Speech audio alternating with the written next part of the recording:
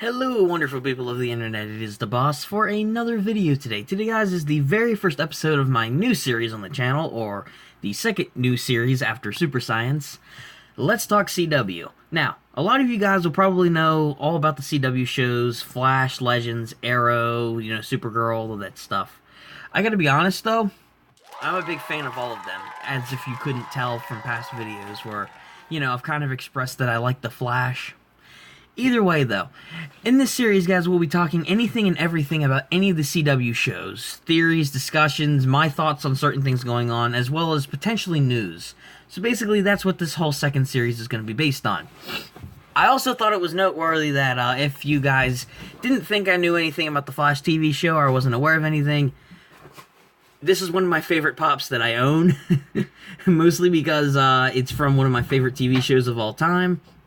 So, I don't know if any of you guys own any of the, not just Funko Pops, but like the CW Funko Pops. Hopefully you guys, well, collect those if you guys are into them, because they're really, really cool.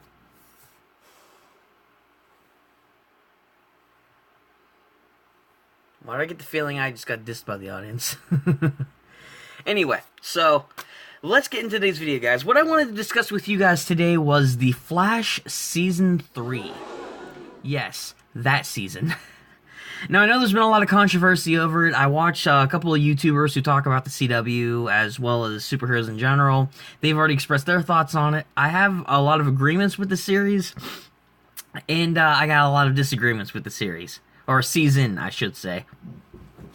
Anyway, so just to start it off, Season 3 I thought was really good. I thought that Season 3 had a really solid setup in the beginning with Flashpoint. I honestly wish Flashpoint would have lasted longer than just one episode. I understand that it was a base episode, that it had to be short, to start off the rest of Season 3 with the whole time-traveling Savitar gimmick, but still, I wish they would have lasted longer just to see what other things were different in the universe, like in the Flashpoint Paradox comic. That would have been really nice if they would have done something with that. Unfortunately, it didn't happen, but it's all good. What else about Season 3? The Savitar storyline I thought was really good. I thought that up until, like, episode 15, everything, despite all the time travel stuff and everything, I thought that it was actually a really good setup. Up until that point, the whole Savitar thing didn't really get confusing because we didn't know who he was up to that point. He wasn't out of the Speed Force, like, oh, this explains how he got out of the Speed Force. It's like, so what are they going to do from here? They didn't do a good job with the Savitar storyline after that. It got really, really messy. I think that it got messy in the back half of Season 3. Don't kill me, guys, but I'm gonna be honest here. It was pretty bad.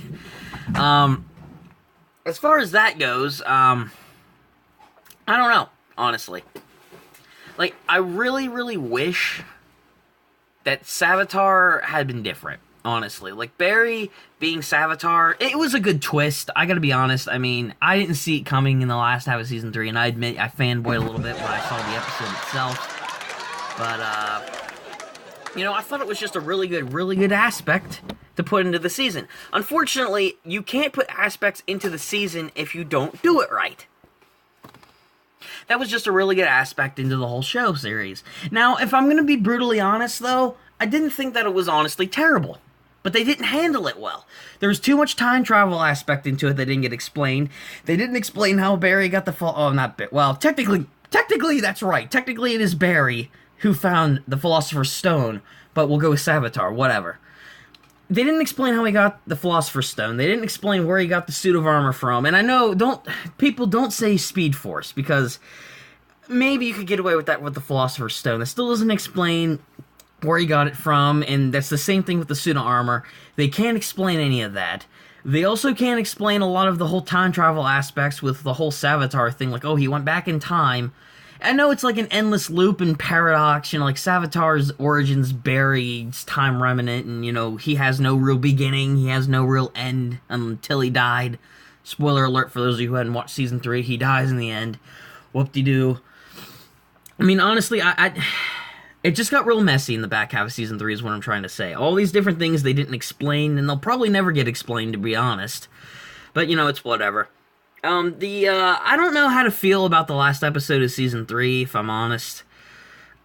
I mean, Barry going into the Speed Force, I think that was, like, at the time when I watched the episode, it was really, really cool. And I still think that it was a good ending to Season 3. It was probably about as good of an ending they could have put on Season 3 after all that messy time travel stuff they did.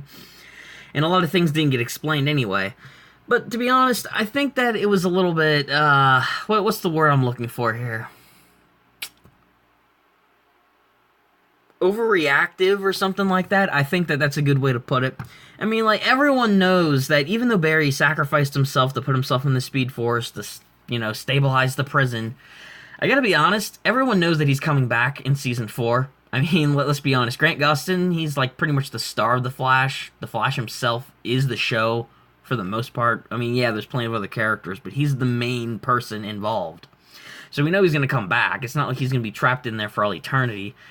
I mean, they've even already confirmed it for news-wise that he's coming back in Season 4 anyway, along with numerous other things. But, I mean, it was a little bit anticlimactic. That's the word. That's the word we should have used. Yeah. I honestly don't know how to handle that, honestly. I mean, like, Season 3 just had a lot of messy parts, honestly. Like, I don't know. But, you know, those are just some of my thoughts on Season 3, honestly. I mean, I think it was probably, like, the least... it was probably the... I don't want to say the worst Flash season, but in terms of the seasons they've had so far, yeah, it was.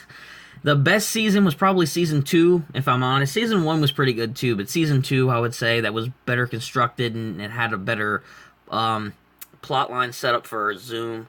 Even though his backstory wasn't touched on that much. But he still had a better character arc in terms that made sense and still applied to the season itself.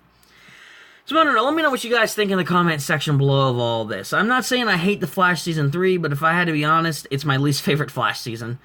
So, this has been it for Let's Talk CW. I hope you guys did enjoy today's video. Let me know any ideas for future episodes you would like me to do in the comment section down below. I love talking about superheroes, obviously.